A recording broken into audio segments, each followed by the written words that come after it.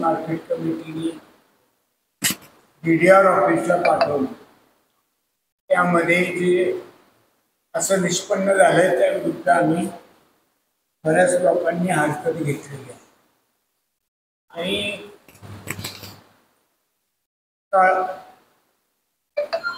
जे अनेक ठिकाणी कर्मचारी म्हणून काम करतात, शिक्षण संस्था असो किंवा मार्केट कमिटी स्वतः, अशा कर्मचाऱ्यांची नावं सुद्धा या दोन्ही याद्यामध्ये घातलेली। जे शिक्षक आहेत, शासकीय कर्मचारी, उदाहरण नाव नाही येणार आपण, पण एक केमिस्ट आहे, इंजिनियर नाही केमिस्ट आहे, राहतो पुण्याला, त्याचा आम्हालाच समावेश। म्हणजे कुणाचं अपग्रेडेशन आहे का डिग्रेडेशन आहे हे कळेना गेले। त्याच्यानंतर जो पंचायत समितीत नोकरी करतो त्याचं नाव आम्हाला, जो शिक्षक आहे त्याचंही नाव आम्हाला आम्ही करतो या यादीमध्ये। शिक्षक आहे, रोज 11 ते 5 त्यांची ड्युटी आहे, त्यांचं नाव व्यापारी यादी, की जे शासनाच्या अनुदान पगारापोटी देतात। दुसरं पण तसंच शिक्षक आणि तिसरं पण शिक्षक, त्यांची नाव व्यापारी मतदारसंघ। व्यापारी नसतानाही अशी अनेक नावं समाविष्ट केली आणि जे खरोखरी व्यापार करतात तेच भरतात, त्यांची अनेकांची नावं केवळ संशयापोटी ते विरोधात जातील अशी कल्पना करून त्यांचं अनेकांचं लायसन रिन्यू केलं पण सेस भरतात, ती नावं ह्याच्यात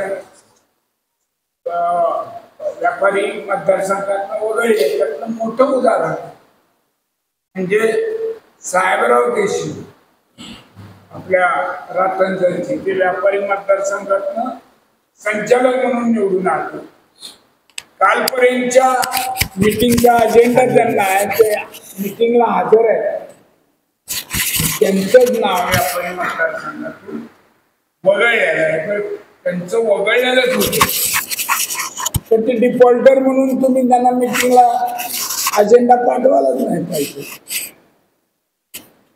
असा सगळा मोठा झोल घोळ हा या यादीत दुनिया आहे। मगाशी सांगितलं तसं परांडा तालुक्यातल्या अनेकांची नावं अमाल, कोलार, वारणी कामगार या व्यापारी या मतदारसंघात लावलेले आहेत आणि अनेक वारणी कामगार वर्षानुवर्ष काम करतात, त्यांच्याकडे लायसन आहे, पावती आहे, त्यांची सुद्धा नावं जवळजवळ ते 55 लोक आहेत।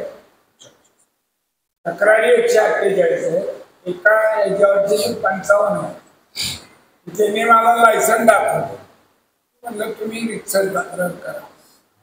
त्याप्रमाणे त्यांनी तक्रार केली, म्हणजे जे काम करताय, ज्यांना तुम्ही लायसन दिलेलं आहे त्यांची नावं तुम्ही बघायचं। जे हा एकंदरीत ज्याला आपण फाल्स डॉक्युमेंट किंवा फोर्जरी या प्रकारात मोडणाऱ्या या सगळ्या गोष्टी आहेत आणि त्यामुळं संबंधित अशी यादी पाठवणाऱ्या सचिवाविरुद्ध फौजदारी दाखल करावी अशी सुद्धा मागणी आम्ही विजय साहेबांकडे जी त्याचे निवडणूक निर्णय अधिकारी त्यांच्याकडे तर केलीच आहे, पण प्रधान सचिव पणन आणि सहकार यांच्याकडे सुद्धा आम्ही या प्रकारच्या सगळ्या तक्रारी केल्या. या निमित्तानं मला असं वाटतं की जे तालुक्याच्या बाहेरची नावं, आता काही तालुक्याच्या बाहेरची लोक खरोखरी पूर्वीपासून 10-20 लोक आहेत तिथे व्यापार करतात, वर्षानुवर्ष करतात, पण ज्यांनी मार्केट यार्डाचं तोंड बघितलं नाही किंवा कुठल्या व्यापाऱ्यांनी कुठं काय त्यांचा पुरावा नाही, काय नाही, अशी लांबून लांबची माणसांची नावं हमालांच्या मतदारी यादी किंवा व्यापाऱ्याच्या मतदारी यादी पर तालुक्यातली घातलेली आहे. मला वाटतं बहुतेक लोकसभेच्या निकालाचा धसका घेऊन आपल्याच कार्यकर्त्यांवर ज्यांचा विश्वास राहिलेला नाही त्याचं हे निदर्शन आहे. त्याच्यातनं हेच निदर्शनच येतं की तुमच्याच माणसावर विश्वास नाही म्हणून बाहेरची नावं तुम्हाला घालायची पाळी आली, किंवा काय आडणार फक्त नगरातली माणसं व्यापार आणि हे करतात.